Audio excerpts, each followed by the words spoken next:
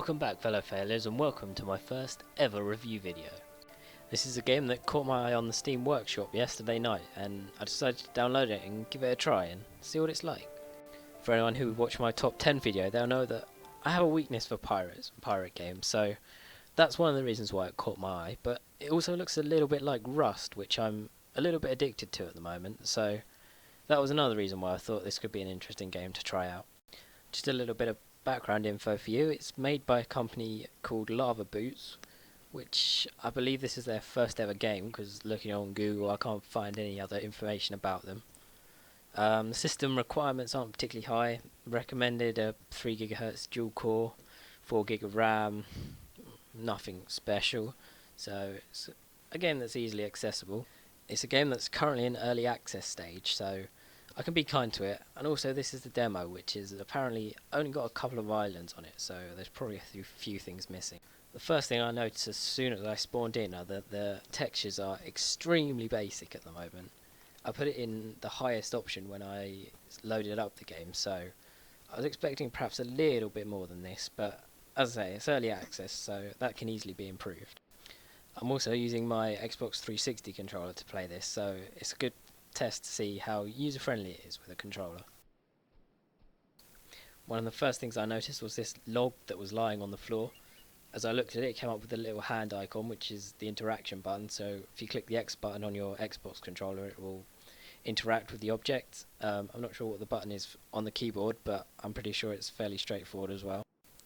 Another thing you get in your inventory to start with is a book on all the different, well, I say all the different, a few different craftings options which help you out at the beginning, so it's definitely worth reading that, as well as a journal which I should have read but I didn't, but that probably just only adds a little bit of background to the game.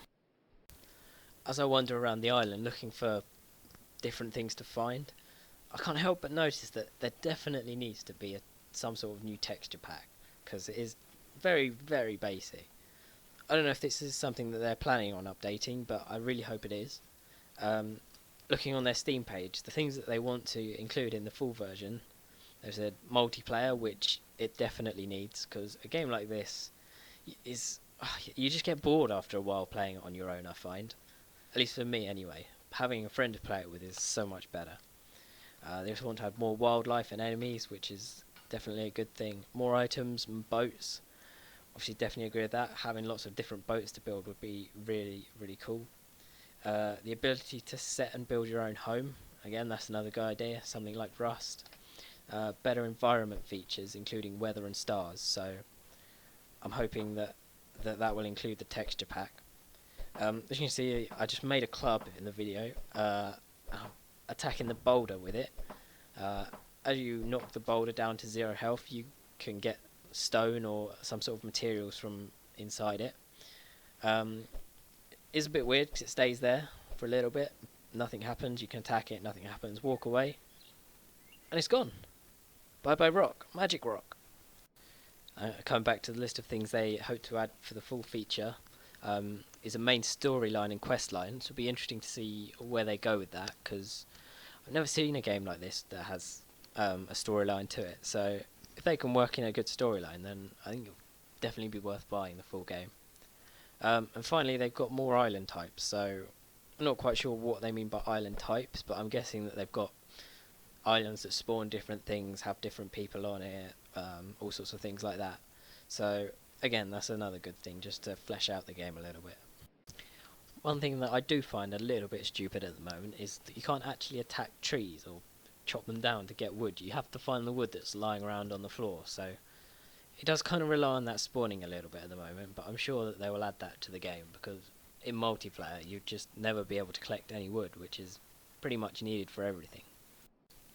Another thing I did find with this game is there aren't really any sounds at the moment. You get some sound when you hit a rock, or later on we'll come across a pirate and who has a fight with me. You get a few sword swinging noises, but nothing really in terms of wildlife or background noises, so again, something else they're going to be adding soon, hopefully.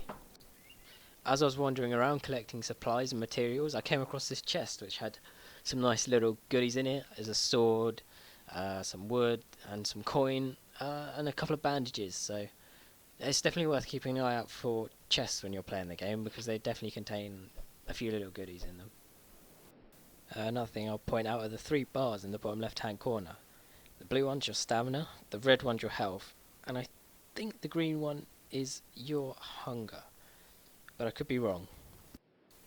As you can see, I'm fiddling around a little bit with the inventory menu, which can be a little bit tricky to use on the controller. Once you get into a little bit more, it's fairly straightforward, but it can be a little frustrating because you push a button and it doesn't do what you expect it to do, and it comes off, and you have to redo everything you've just done, which, yeah, is frustrating sometimes. After exploring the island a little more, I had enough materials to make myself my own little raft.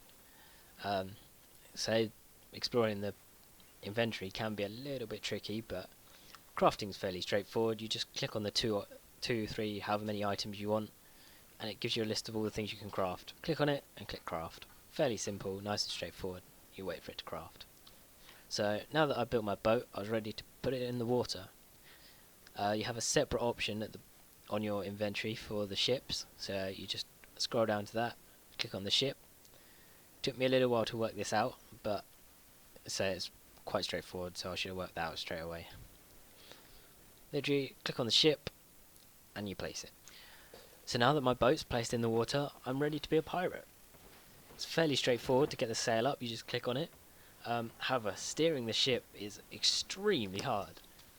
You click on the rudder and you use the control stick to direct it, but you can't turn around, so you can't actually see where you're going.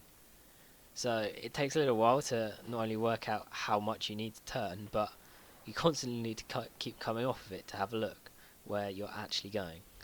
I hope that at a later date you are able to actually look where you're going while steering the raft, because you don't face backwards when you're steering a raft, do you? You hold it in your hand and look straight ahead of where you're going. So it's definitely a bit of a design flaw, but hopefully it's fairly easy to fix.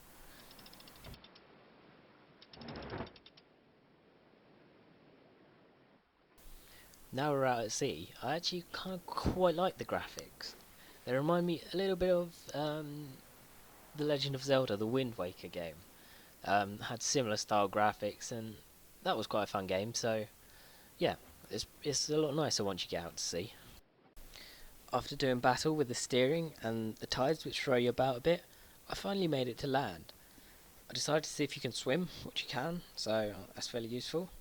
And now I'm on an uninhabited island, which I'm going to call Merrick Island, after my friend Merrick. Although, it turns out straight away that it's not completely uninhabited, because there are some pirates on it. So, I equip myself and get myself ready for my first fight, which, yeah, what can you say about it? It's not exactly great, fairly basic, not great collision detection, nothing really. Definitely needs to be something that's improved on. But you can loot the bodies, have good stuff on them, have some coin, have some bandages. They do a lot of damage. You have your triggers, one attacks, one block, so you can take less damage if you block. If you block it correctly, looking the right direction, you don't take any damage at all, I don't think. So yeah. So I decided to carry on exploring this new island, see if there's anything new on it that I couldn't find on the old island. There's another pirate, so you can see what the battle system's like again. So I say very basic, not really much more I can add. It's demonstrating the blocks there and the attacks, but again, nothing special, no special attacks, anything like that. Just slash and block.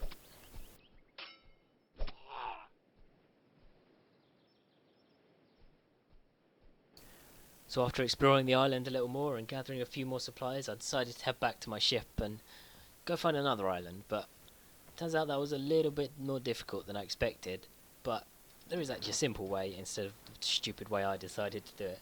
'Cause, yeah, you can't turn the raft around like this, so what you can do is just jump off and replace the ship. So that's nice and straightforward.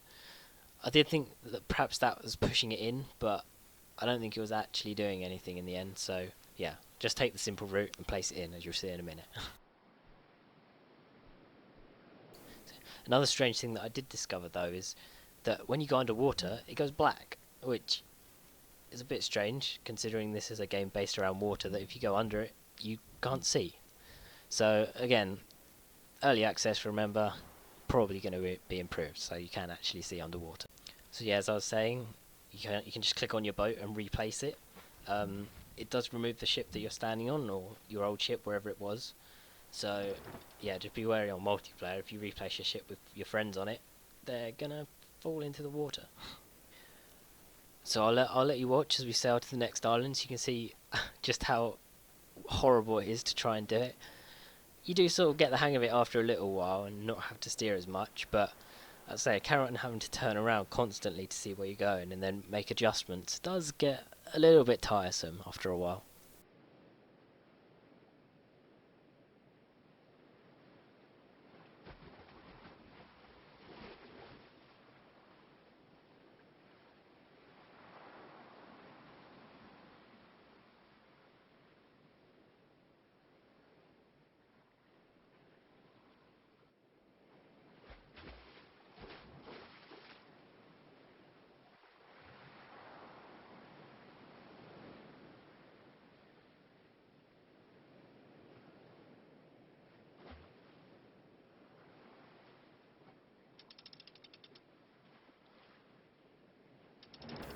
So as I'm just about to make my way onto my second ever island I've discovered, it's obviously going to be named Merrick Island 2, because this one is definitely uninhabited. Again, there's nothing really different on this island, just looks a bit different, no extra things to pick up, just wooden logs and blocks again. As you can see, this game has a day and night cycle, so it's starting to get a little bit darker now. Things are definitely more harder to see.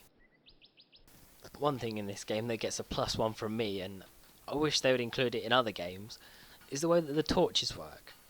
You see, I've just crafted one, and when you equip it, you hold it in your left hand, which means that you have your right hand free to use your weapon or whatever you have in your other hand.